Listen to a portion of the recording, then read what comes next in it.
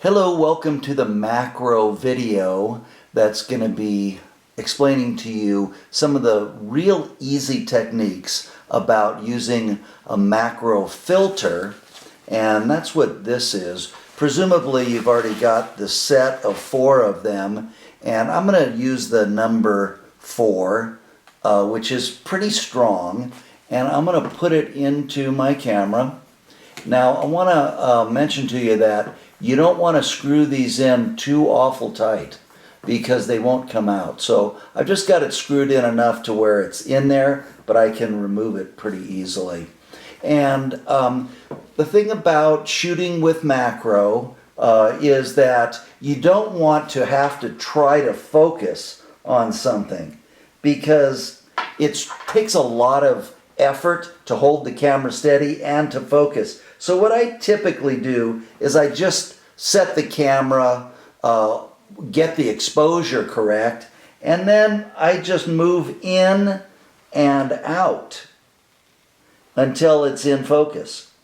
So for this little illustration, I've just got a coffee cup here, and I'm going to put my subject on top of the coffee cup. I've got a music stand light, or reading lamp, and these are really handy because they just clip on, and then you can use them.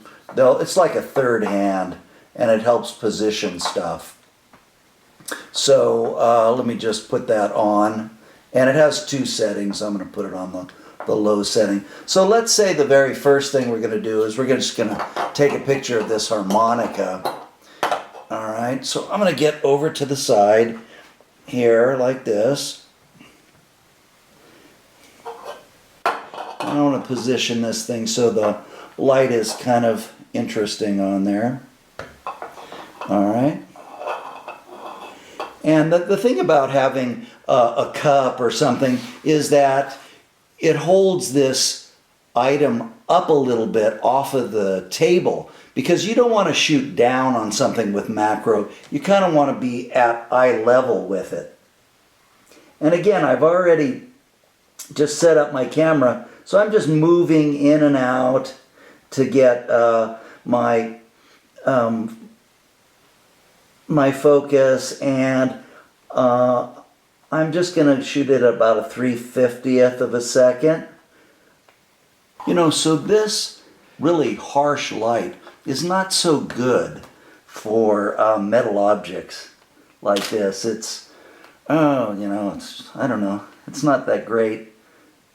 So what I'm going to do is I'm going to put a diffuser on this, which is just a little piece of tissue paper.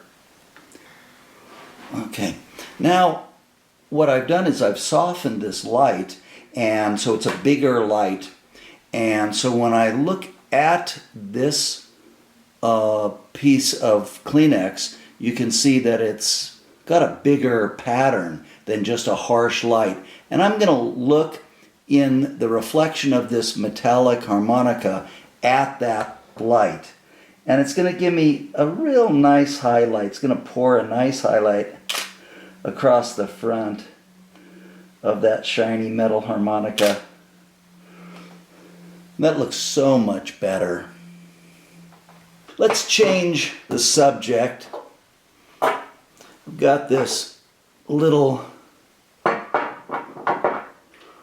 funny ceramic figure, and I'm gonna shoot a couple of little close-ups of his face first.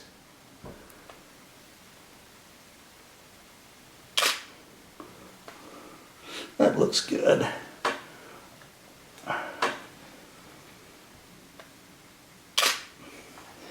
And change the lighting. Let's give him a hair light.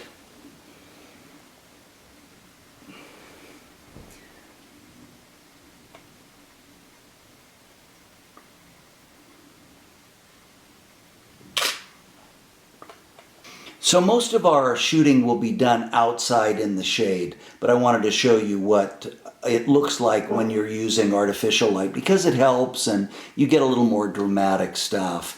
So look at the assignment sheet. It'll tell you how many shots you're supposed to turn in, and I recommend using the number 4 filter. It's kind of in the medium range and it allows you to get pretty darn close.